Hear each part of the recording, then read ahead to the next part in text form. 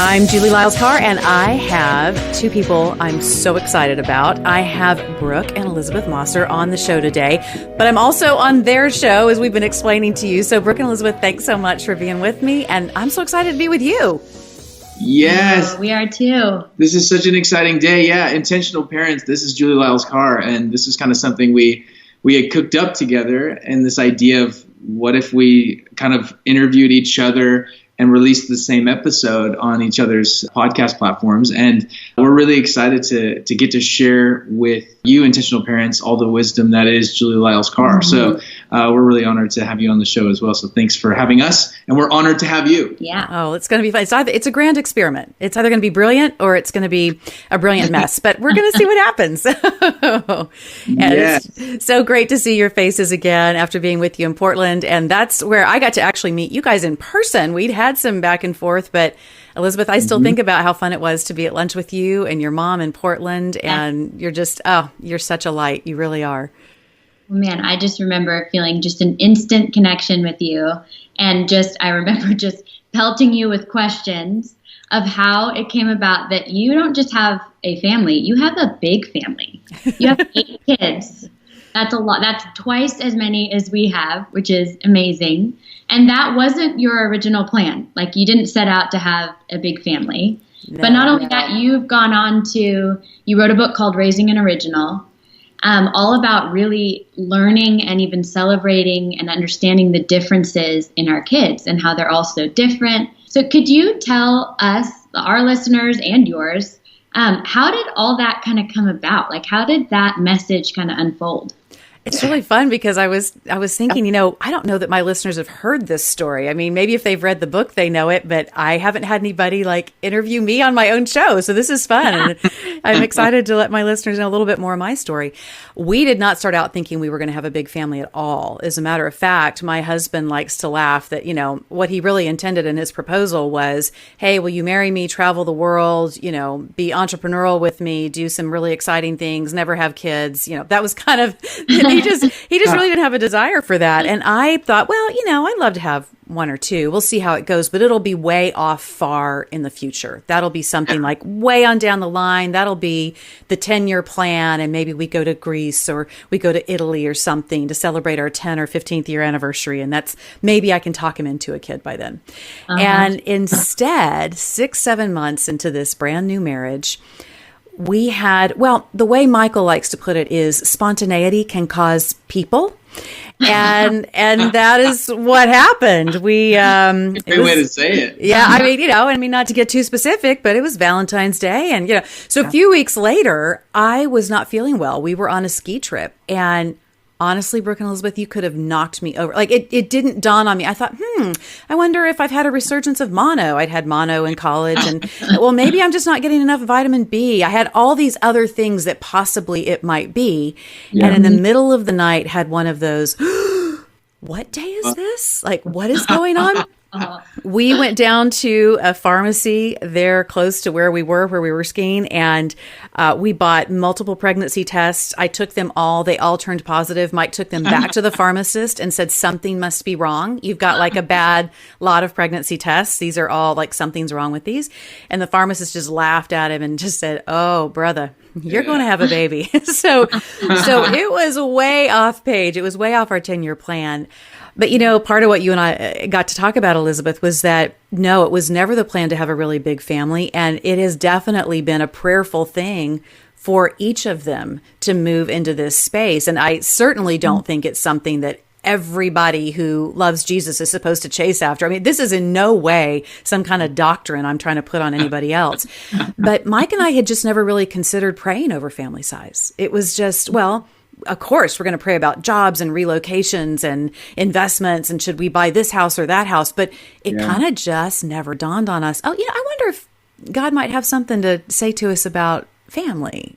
So that makes me think of capacity, because, there's so many people that have a different capacity or different grace. And I know we've similarly prayed over kids, and we got to 4 and we're like, I think we reached our grace capacity. And that's not, obviously not to compare, but 8 kids, that's not just like, oh, that's a little couple kids. That's like changing houses and vehicles and like that's a whole thing, and just so much respect and appreciation. And you're still healthy and you look well and you look rested. I'm still always so surprised at how much energy you have, how much you do with 8 kids. And aren't you? And how many of you homeschool, or do you homeschool as well? We've homeschooled everybody. Now, when I say that, I want to make sure that I'm not overselling here. Okay.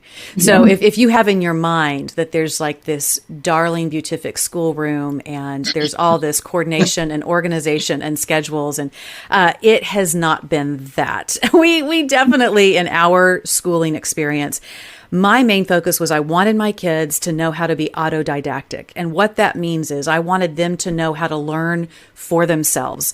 And with all of the tools and access we have to so much information today, I really feel like hopefully we have achieved that. I cannot tell you that we got them into college with the most beautiful educations you've ever seen. No. But one thing that they knew how to do when they got there that sometimes was very different than their peers who had been through more traditional schooling is they knew how to go ask the questions, hunt, find, seek. Yeah. So, for all of the shortfalls that I feel like perhaps they experienced because of my career and the way we were doing homeschooling. And, frankly, sometimes there was homeschooling by Netflix documentaries going on for a while. But, hey, it's a resource. It's an awesome one. But I do feel like they have come out of our home, those who are launched, knowing how to learn for themselves. And that I feel... However we got there, stumbling there, God's grace, fatigue cycles, my own personal lack of organization, whatever it was, that mix and blend, customized for each of them. But that mix and blend, I think, has served them well. And tell me about, because, you said career in there, so you have a lot going on. And a lot of people, even some of the intentional parents that are going to be listening on our podcast right now, maybe just give us, a 2-minute on who you are and what you do and kind of the call that God's placed on your life, so people can have a better awareness of what you're moving through the world getting to do. Well, it's been one of those, how sometimes when you talk about career path and you have this idea that there's some linear line, that you will accomplish this and it will lead to this and then this will happen. Mine has looked more like a flash mob in a subway. I mean, it's just been like, what are we doing, Lord? And so I started out with degrees in psychology and English literature. I really thought I wanted to open my own psych practice. Mike and I got married, and before we got married, there was kind of a really odd little situation where I thought a guy was trying to hit on me, but he actually was the manager of a radio station, and he liked my speaking voice. He heard me give a presentation, like my speaking voice, hired me to go into radio. From there, I went into television. When we found out we were expecting Madison, I did continue to work, but I moved away from news. I went into more voiceover work, some on-camera work, but was doing that part-time. And as each of the kids came and as each of that kind of grew, there were times that those types of things would expand. There were times that they would retract. I, for many years, was always doing some kind of teaching in Bible, some kind of ministry. And really for me, and I also did real estate photography, and I had a photography business for a while where I did portraiture. And long story short, about the last 10 years, the Lord's really had me on a path where I'm doing a lot of speaking, writing. I'm still doing some voiceover and audio work. Podcasting has been one of the newer things to come to the table. So I'm living primarily now, and I love it. I really feel like this is my lane. I'm living primarily now in writing, speaking, and podcasting, but I am also on staff full-time at my church as the pastor for women's ministries there. So that, thankfully, for quite a while has dovetailed well. And so that's kind of where I'm at in all of its messiness. And I want my listeners to hear about the two of you, what the two of you do, and how our paths intersected at the Intentional Family Conference, and the things that you guys are doing up in Oregon. Yes. Yeah. Well, first, I just have to say, I love that as I'm hearing you explain kind of how this process of family and career has unfolded for you, that to me, the thing that comes to mind is that there's been a flexible intentionality behind it. That you've been intentional about what you're doing. You had a purpose behind praying about having a bigger family. You had a purpose behind maybe homeschooling them and why you wanted to do that. but yet you've had this flexibility of that's not going to look exactly this like linear way that maybe you thought it was going to. And I think that probably resonates with anybody listening. I think in our minds, we want this like clear cut, this is our plan, this is our 5-year plan, 10-year plan, this is our family plan, this is how it's all going to work out. But the older you get, the more you see life does not work that way. It doesn't get the message that we have this perfect plan. But I just love that you've been able to have intentionality while also just letting the story of your life and your family unfold. It's just a huge encouragement to me, who loves the linear plan and whose life has not been that linear plan. Has not been that. Yeah, I mean, on the intentional side, we get to help lead something called Intentional Parents, which is we actually lead with Elizabeth's mom and dad, Phil and Diane Comer. And, that wasn't a part of our plan at all, as far as, kind of teaming up with them to lead this nonprofit to help raise passionate Jesus followers all over the world, and to do that through podcasts and books and conferences and any medium, you can really get your hands on.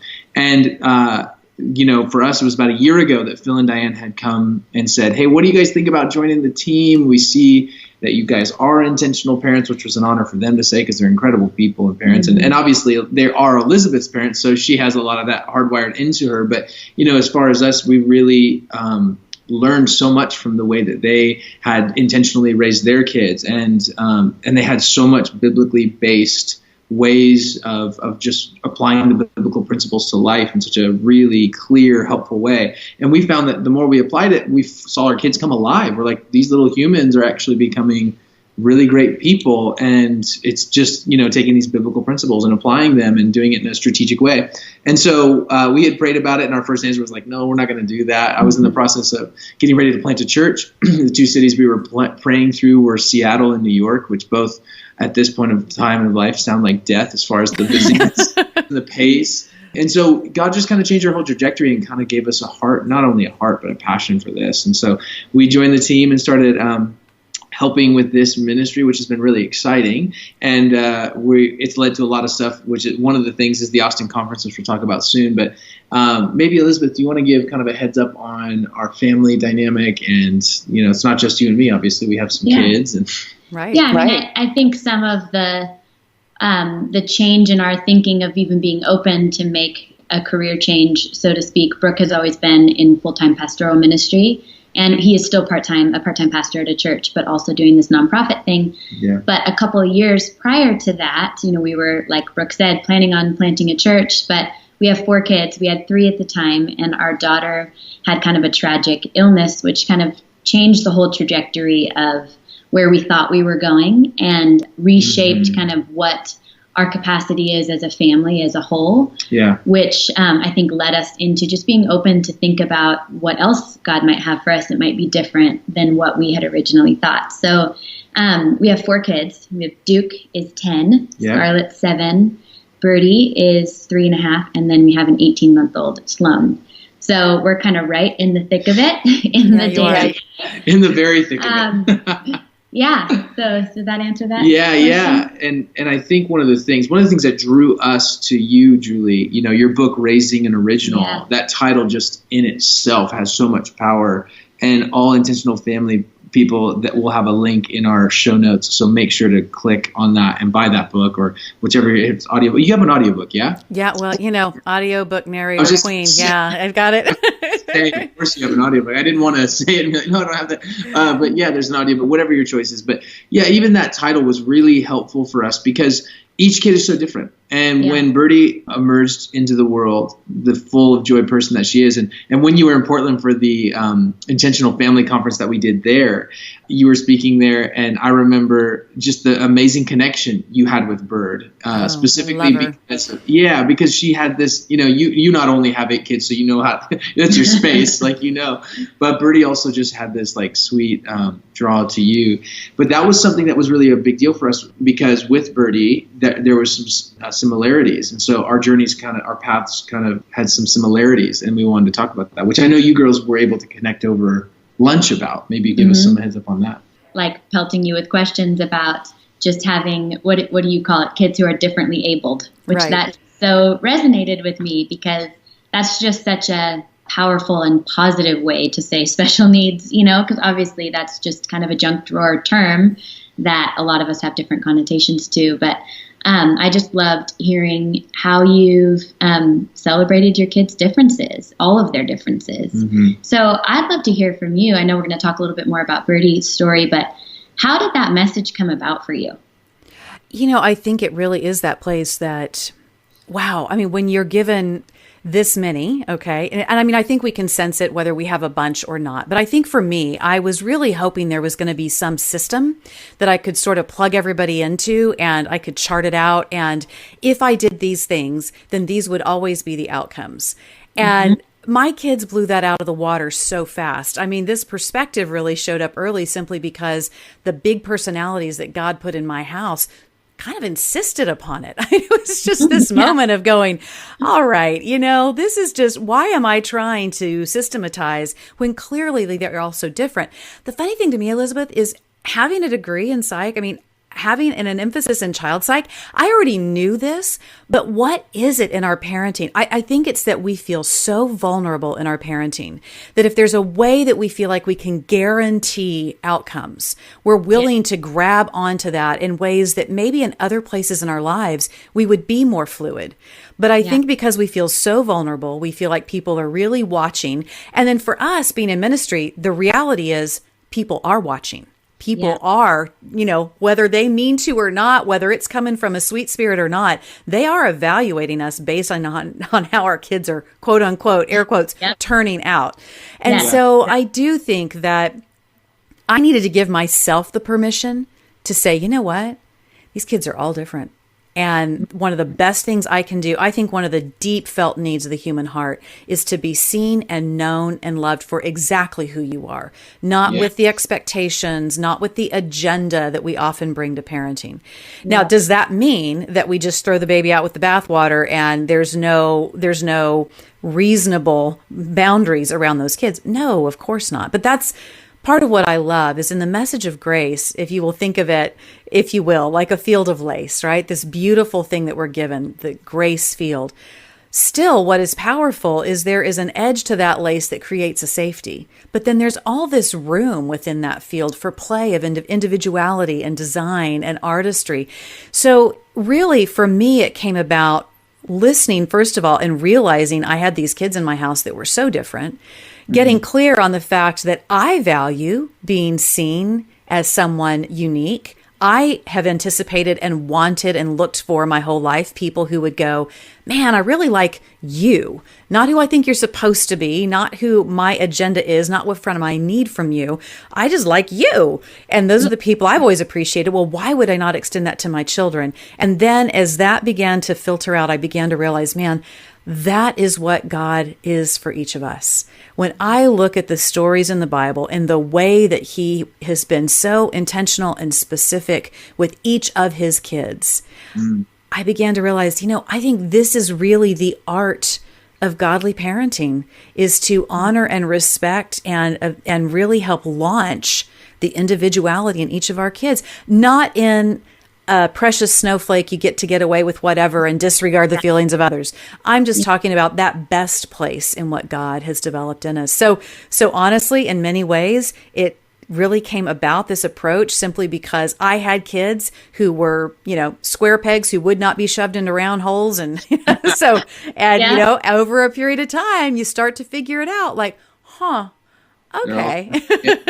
I love what you're saying about honoring who they are, because it's like that unfolding process. You get to know your kids, and you have principles that you follow in parenting, but that doesn't work for all of your kids, right? And it doesn't always bring the best out of them. It can crush them in a way that you're not meaning to. And I know we've seen that in our own life, but also in our own parenting, just see the differences of our kids and their needs, and even how you structure discipline and how you structure order and all that stuff is just very different. And so it's been an incredibly helpful tool. Your book's been incredibly helpful to just a really practical way to honor that and to have those kids that are differently gifted, which I really like.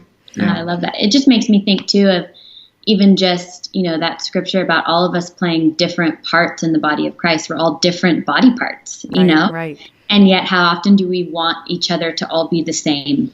you know, and view each other's differences as wrong, and how much damage, how many mother and father wounds are all of us walking around with because maybe our parents didn't get this message that we're all supposed to be different, and that's going to mean we have to alter our parenting. And I think this generation is doing a better job of that. I'd agree. Saying like, you know, what does each individual need to thrive and all those things. But I think we're always going to have that natural bent to want everyone to be just like us and follow in suit. And I think there are, you know, you're always going to have one or two kids that maybe are more like you, and the others that you're going to have to work really hard to understand. Yeah. And I think we have to do that work to really understand them. Absolutely. That's why I love the collision of all of us in terms of what we're doing, because, you know, yes, it is about raising originals, and it's about being intentional to do that, which is what your ministry does so beautifully, to really make people mindful about their parenting, because sometimes we just land in it and we're scrambling so fast and just trying to cover all the bases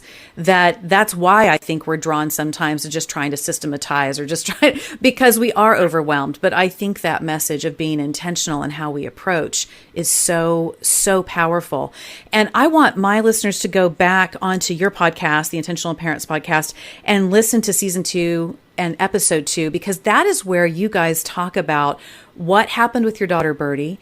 And we can give a quick snapshot that she began to have infantile seizures. And how old was she, Elizabeth, when that started happening? She was 6 months. 6 months. Yeah. And so I want my listeners to go back and listen to that. We'll put it in the show notes. I also want my listeners to go back and listen to episode 10, because that's where I get to interview on the Modern Motherhood podcast, Phil and Diane, Elizabeth's parents, and your co-partners in this ministry. It's a great interview. They're way smarter than us, way better than us. And I would love for my listeners to hear it. But I would love to hear from the two of you. When Birdie went into this place of having these challenges, you went from sort of, not that everything was beatific and perfect before she went through this experience, but more of a typical parenting. Let's just try to, you know, batten down the hatches, keep people reasonably clean and fed. And then all of a sudden you have this really hard left turn. And I know that for you, there were times that the relationships you had with other people, as you were walking through these very traumatic events with Birdie, began to shift and change. And I do think one of the topics that comes up again and again when I'm out with young families, when I'm with moms who are in the thick of it, it is this situation of friendships. You know, how do we maintain healthy community and people around us, particularly when things go sideways? So what was that like for y'all as you began to walk through Birdie continuing to have these seizures, the prognosis being so crazy, the day-to-day just blown wide open? Yeah. How did those relationships play out? Well, I'd say it was very eye-opening to me, specifically in the area of relationships. So she was diagnosed, and then we went through this 3-month really intense treatment that we weren't sure she was even going to make it through. And then we had this like 6 months period of she was in total quarantine. She couldn't leave the house unless she was just going to the doctor, if it was like totally necessary, and nobody could come in the house because she had no immune system. So if she were to catch anything, it would have been disastrous for her. Mm-hmm. So there was this kind of like 6 months period where there were very few relationships because we just had to hunker down, and it was really just our family. And my parents lived really close at the time, and Brook's parents as well. So we saw them a little bit. But other than that, friendships were really kind of put on hold. They were really just text messages was about as far as it went. But I remember feeling, when I call it kind of our re-entry back into the world or life, so to speak, when we're kind of coming out into her being able to be outside again, really. And I remember re-entering kind of those relationships, seeing people at church or going to community group or whatever, and feeling like I am not the same person I was 6 months ago. I've had this massive traumatic life experience, and my life is not the same. It's not like she had this thing happen and now everything's back to normal. Her future was still and is still very unknown. And my rhythm was totally different. And I remember feeling lonely, really, would be the best way to describe it. And I was unsure of how do I re-enter these friendships and relationships with wonderful, kind-hearted, well-meaning people who don't know how to respond to what's happened and who I am now. And I don't know how to help them know how to respond. So it was a process for sure of lots of learning, maybe ways that I've interacted with people who've been hurting and grieving in ways that I thought were helpful that actually weren't. So eye-opening to me in that, and eye-opening to me in realizing that I think because grief is not something we do well as a culture, as a whole, even in the church. That was really eye-opening to me. Those of us who have gone through intense grief and suffering, I would say almost have a responsibility to help teach people how to walk with people who are suffering, and not just suffering for a moment, but like the long haul of suffering. So, I mean, there's so many things there, but one of the things that comes to my mind as you're saying that is, people often ask, how's Birdie doing? And she's doing good, right? They unintentionally lead with, she's fine. And you start to realize that a lot of that has to do with the fact that it's really hard, and I totally sympathize and empathize with this, that it's really hard to sit with people in pain for a long period of time, especially when it's not a hopeful prognosis. And so we totally get it. And we've been victim of the thing that I think so many people do intentionally. But one thing somebody gave us, just a really incredible piece of advice a long time ago, and this has really changed a lot of how we move in the world. And I think it was like Elizabeth said, we have almost a responsibility to help people go, hey, the most helpful thing to those that you know that are suffering is not just a meal train, although that's so great. So helpful. It's really like the year after and the 2 years after and the 3 years after. It's staying present is huge. But someone gave us this piece of advice because a lot of people really thoughtfully come to you and say, let us know what you need. I can't tell you how many texts and people came up so good-hearted, like, hey, just let us know what you need. We're here for you. Whatever you need, just let us know. Well, if you've been in any kind of suffering or tragic moment, you know that you have no extra capacity for anything. It's usually what you have in front of you. And if you think, or we think that we're going to have enough energy to think about our need strategically, and then reach out to you to let you know that need and actually feel the comfort to ask something big. I mean, that happens so rarely. That doesn't usually happen. And so this person gave us advice and basically just said, when somebody's suffering in a big way, ask a lot of really thoughtful, good questions. Ask questions about what their needs are, what are their strengths of their life right now, what are the weaknesses, where are the struggles at. And then as you're talking, begin to formulate and see maybe where the needs are. And the idea there is at the end of that conversation with the person, you essentially just say, hey, for example, I see that you're struggling financially. Obviously it seems like these medical bills are overwhelming. Would you be okay with me starting a GoFundMe for you? Would you be okay if I pool a group of people and prioritize giving to this situation? Or, hey, I see that you're having needs with your kids. Can we set up some babysitters that you approve because we're seeing that this is an extra need? And it's almost seeing the need and asking them permission, but don't put it on them to decide. Don't put it on them to reach out. And it was just this simple but beautiful way of like really serving somebody where they're at. And I know for us, that's not only changed when people have done that to us, but I know for us now, we often don't say, hey, let us know how we can help. We just ask a lot of questions and then say, hey, can we do this for you? Because we see that this is a need. It's amazing how that's been a really helpful tool. Yeah. I think that is so powerful. And, and honestly, it feeds into this idea of we're all originals. I think sometimes we try to respond to someone's hurt out of what we think would be comforting. Totally. And we can unintentionally miss the mark or burden them more. I mean, someone who's a little more, I need some space, I need to breathe. And for some reason, we feel like we need to send everybody over to their house. No. To really honor and respect what somebody communicates to you about what their need is, I think that is absolutely brilliant and such powerful relational intelligence. I thank you so much for that. We'll get right back to the interview in just a moment. How do you want to be remembered? I've thought about this a lot lately, and it's a little complicated to answer. I want people to remember me for the way I loved them or that I was always up for a heart-to-heart conversation, but if you look at how I'm really spending my days, you'd find a big focus on plain old busy. Sometimes the things that seem to take up our time or focus aren't actually the things that are most important.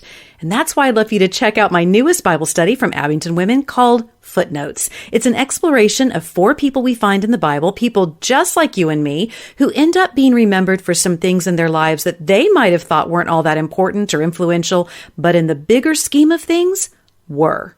How do you want to be remembered? Check out Footnotes wherever you buy your books or at abingtonwomen.com/footnotes.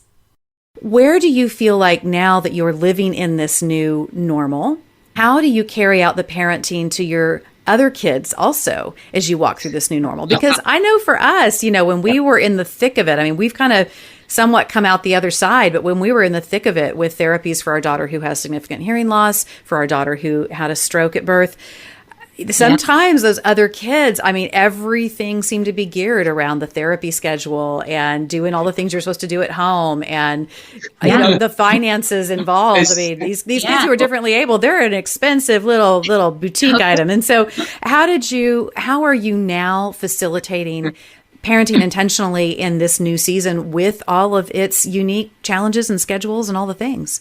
Yeah, well, even right after this interview, scooting over as quick as we can to therapy. Yeah. So I mean, it's such a part of it. And then tonight at 5 o'clock, she has another one. Yeah, another therapy. So it's a big part of our life for sure. It is, but I think that a couple things, and we're learning as we're going. We're only 3 years into this, so we're still learning, and I think it's going to always be changing. But we talk about it a lot because we want to make sure that with our older two who have walked through all of this, they remember life before and life after.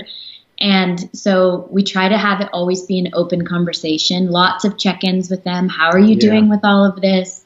Just to make sure that if there's something that they're having trouble processing, we're creating space for that. But then we also talk a lot about being a family team. I think that language came to us from Jefferson Bethke, who was at the conference in Portland. He's going to be at the conference in Austin. But his whole kind of message is that a family is a team and that we all need each other as the essential part of the team. Yeah. And so lots of conversations about we're a team, and Birdie is one of our team members and she needs some extra stuff. And so to support her, to make our whole team work, we all go and we help support her. And so that means you have to go to therapy with us and all for our team member Birdie. And when you need things, we're all going to help you. Birdie's going to help you. So lots of conversations around that. And our kids have been they're not even into sports, but they totally get that kind of analogy and they've responded really well to that. And it doesn't mean it's perfect. I mean, our son, this particular therapy we're going to is his least favorite. And so he's like super annoyed and bummed about it today. My first thought is to correct him. Like, you need to have a good attitude about it. But even just taking a minute and saying, I know it's hard, buddy. I know that this is not what you would want to do today, but I really appreciate how much you love and care for your sister, stuff like that. And I think we've also tried, because we have kind of an age gap between our older two and then the two younger, of just being mindful of, we try to do things together as a family as much as we can, but also just recognizing that sometimes our older two need to do some stuff that doesn't involve therapy people. Yeah. Well, they don't know this, but they don't listen to the podcast, so it's okay. So we're fair. Yeah, we're good. Okay, but in early December, we're going to surprise the older two. We're going to go to Disneyland for a couple days because the younger two would be impossible to take. But we, they don't know we're going to wake them up and surprise them. So if you're listening, don't tell them. That's after December. But another thing that Elizabeth said, which I think was really helpful, and I know something that we've been, as far as just those check-ins. The other day, I had one of those check-ins, which you check in, you're like, everything's going to be fine. Well, I check in with Scarlett, our 7-year-old, and said, honey, you seem like you've been a little distant lately. Are you upset with Dad? Have I dishonored you, or have I been too intense with you, or anything like that? And she was just really soft, and she said, I feel distant. I feel like you've been giving a lot of attention to the other kids and not as much to me. And I was like, dagger in the heart. Oh, gosh, I'm such a failure. And then at the same time, I was recognizing wow, the fact that she can articulate that we do this enough that she can say that. It was like, okay, let's have a little time together, you and me, just you and me. What do you want to do tonight? And just realizing those little moments of checking in can go a really long way. Yeah. And they can solve a lot of future hurt. We, at this point, I don't think we're saving for college for our kids. We're just saving for therapy. That's what I always say. Yep. Yeah, you said that. I've heard you say that before too. Yeah, we're always like, we're going to be paying for therapy, not college, because I think we're just messing them up that bad. But I do think that actually does help heal those little wounds that can accumulate over time with maybe something like Birdie and the distraction and the focus needing to be her sometimes. Just those check-ins go a long way. I think that's amazing. And, too, I think one thing that we have had to learn, I think it's been important for us to have our kids alongside us, the things that we are doing, the work we're doing, the things we enjoy. But I've also had to readjust and make sure that I'm also fully engaging in what's important to them. Yeah. So that, I love that you said that you had this time with Scarlett where she sort of got to take the wheel and show you what was going to mean a lot to her in that time that you set aside for her. I think that's really, really powerful. Well, I'm so excited because we all get to be together again in January. You guys are coming to Austin for the Intentional Family Conference here in Austin on January 24th and 25th, which we're going to be hosting at my home church of Life Austin. So I just can't wait to get y'all here on the ground. So tell my listeners and your listeners what we're going to be doing at that conference, why they need to be there, why we're excited to see them. Yes. Well, Julie Lyles Carr is going to be there. That's reason enough. You just need to be. No. So yeah, we are going to be doing it. This is our second family conference, and the family conferences are just basically a moment to pause in your week and to stop and to go to a space of people and getting a curated list of people that are experts on the family. And so we've got Emerson Eggerichs, who of Love and Respect, who many of you know, who's going to come out and just share on marriage. And we have John Tyson, who's leads a church in New York called Church of the City, and he just came out with this thing called Primal Path for fathers and sons. It's so rich. Just like be there for that. Julie, you're going to be there talking about raising the original and anything that you want, because anything you say is great. Jefferson Bethany's going to be there. Phil and Diane will be there. We'll be there. There's going to be a bunch of other people. So, it's going to be an amazing event. It's a 2-day event. IntentionalFamilyConference.com is where you can check out tickets and such. But it's going to be an incredible event. You do not want to miss it. It's going to be real helpful. I know one of the questions I've had, and I want all of our listeners to know, people have asked me, well, what age kids am I supposed to have to be at this conference? And what I love that y'all have built is it truly is intended for whether you are still single and been thinking about and dreaming about the family you want to build, all the way up to grandparents. We had so many grandparents at the Portland conference who were saying, I didn't really have a chance to be grandparented. I want to make sure I'm grandparenting well.